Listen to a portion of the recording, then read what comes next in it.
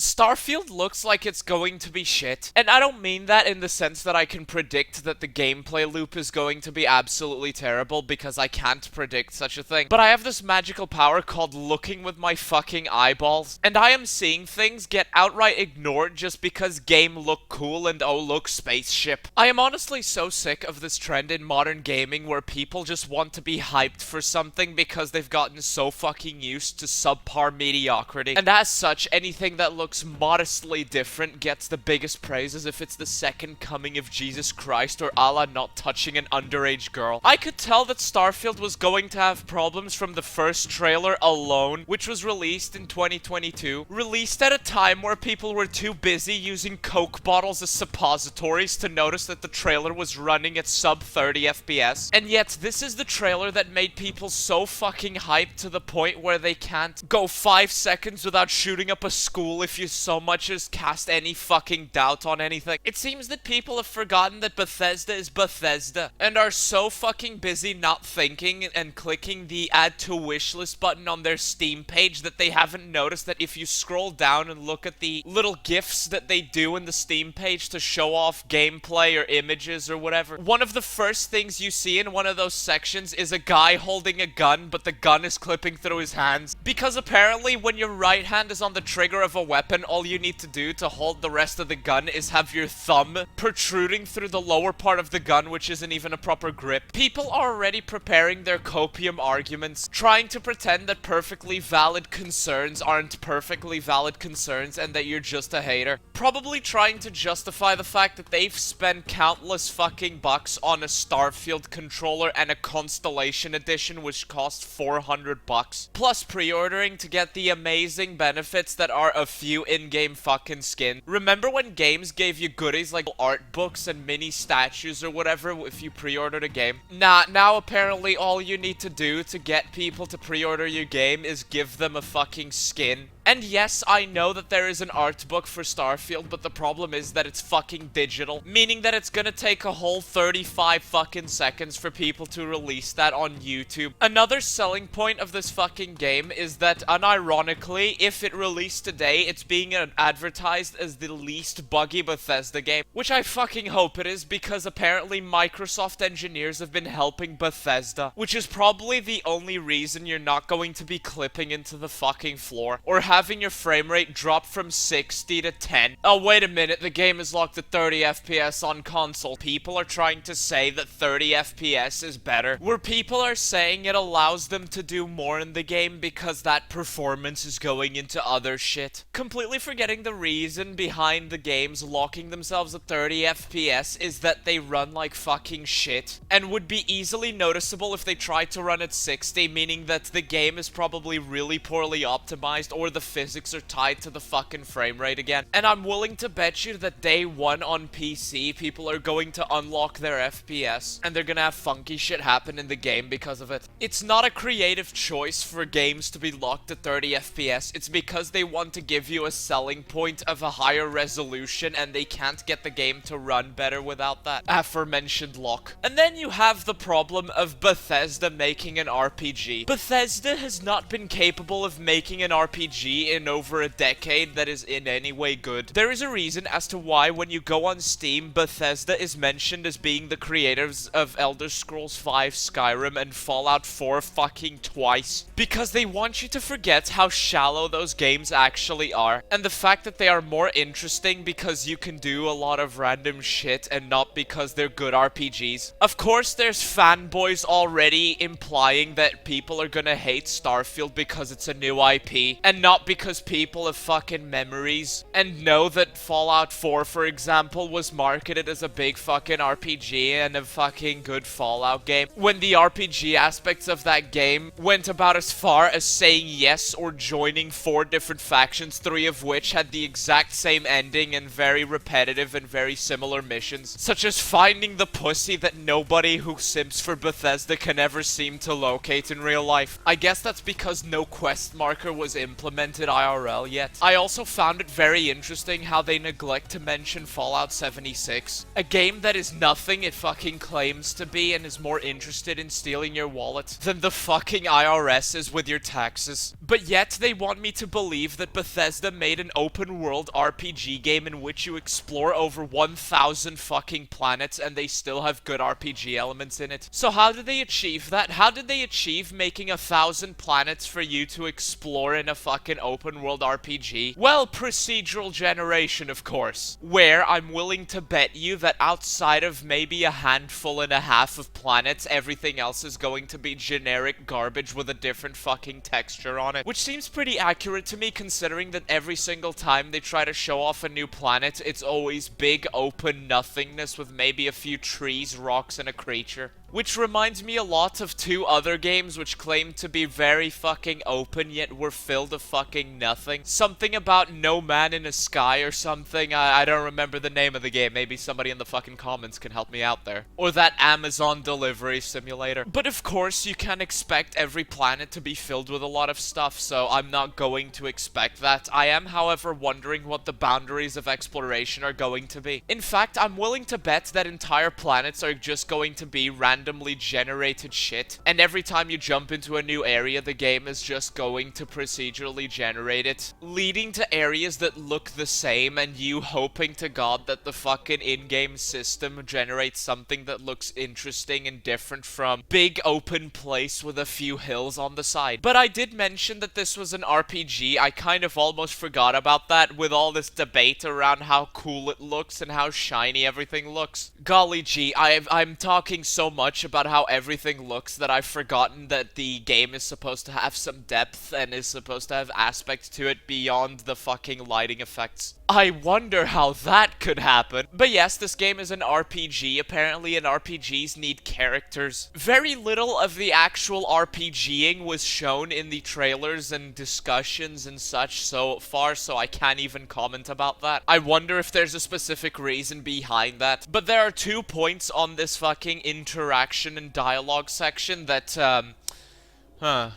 well, you could say caught my attention. For starters, it's this fucking section over here where you go up to a guy who says that nobody is allowed beyond that point. You can see the people in the fucking trailer selecting the option of where you simply compliment him and then he lets you through, which is giving me flashbacks, or should I say nightmares, or should I say fear flashes back to fucking Fallout 4 and other Bethesda-made RPGs where your ability to flatter people and have a high speech skill is probably going to get you much further than it realistically should. Meaning that yes, this truly is a Bethesda RPG where simply flattering a person is going to get you far. In fact, I'm willing to bet that you are not going to be able to steal uniforms from people to bypass certain areas freely, like you could in non-Bethesda RPGs. Meaning that I'm willing to bet that people are going to bypass a lot of things simply by fucking knowing which dialogue options to pick, instead of having to put effort into finding an alternative way around it. The other RPG aspect that fucking bothers me doesn't actually come from me and comes from Kretosis, who pointed something very interesting out in his recent livestream, in which he observed that whenever a character was pointed out and described, only behaved as caricatures of their exact description, which implies to me that a lot of characters are going to be shallow and are only going to fit whichever description they were assigned, just like every other recent Bethesda RPG. So if a character is a businessman interested in making money for his corporation, he's probably not going to have any secret interests or anything else to him. He's just going to be a businessman character in which 95% of the interactions you have with him are just him doing business and making money. And that's just an example I got off the top of my head. This is a tired example in comparison, but it's one with reason. But in Fallout New Vegas, characters were often described as one thing, but you could also find out more about them. Caesar's Legion in Fallout New Vegas is not just a band of brutal murderers, for example. Caesar is presented as this conquering guy who just wants to burn everything in front of him, and yet when you go talk to him, he actually tries to debate philosophy with you. But that's not a Bethesda RPG, so honestly, I don't know why I'm bothering to even make the point, especially considering that a lot of people who like to defend Bethesda RPGs often hate Fallout New Vegas. Honestly, I hope I'm wrong with all of this. I hope that there are people that come to my comment section on September 6th and 7th and say, no, this game actually has depth, this game is an actual RPG, and isn't just a bunch of fetch quests sprinkled with a bit of fucking superficial dialogue and fake choices with one-dimensional or 1.5D characters pretending that you actually have options in which way you want to go and in which way you want to interact with things. And I will gladly make a video saying I was wrong if I am, but honestly, at this point, I'm so fucking cynical after being lied to constantly that I can't help but not believe in fucking anything that is presented to me. Or maybe that's just because I'm transsexual and I know how to disguise things, therefore I recognize when something isn't being shown. That's a joke, YouTube algorithm and fucking simps in the fucking comment. That's a joke.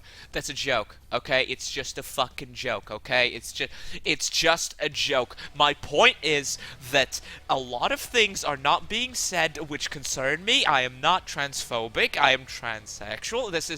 I am not being discriminatory. It's just a fucking joke. Anyway, there are aspects in Starfield which actually do interest me. The game looks very interesting in terms of your movement during combat. It's nothing revolutionary that we haven't seen before, but it's something that I'm honestly very interested to see once the whole review thing is over, and people have had time to actually play the game and go in depth into examining it, because I am not going to buy a fucking game just based off of the fucking trailers from developers that lie to you more often than, I am not going to make the joke I was going to. I am not going to make the joke I was going to. I'm already treading on thin fucking ice. But the more I look at Starfield, the more skeptical I am of the actual RPG aspects of it. I look at the combat and I see a lot of potential, but I also look at the trailers and see a lot of problems with other things, such as the aforementioned performance, and honestly, I'm spending so much time looking that I feel like I'm missing something. Maybe we should all look a little further. After all, everybody's spending their time looking at the game and saying how impressive it looks. And after looking a lot, I think I've realized another reason why they haven't mentioned Fallout 76.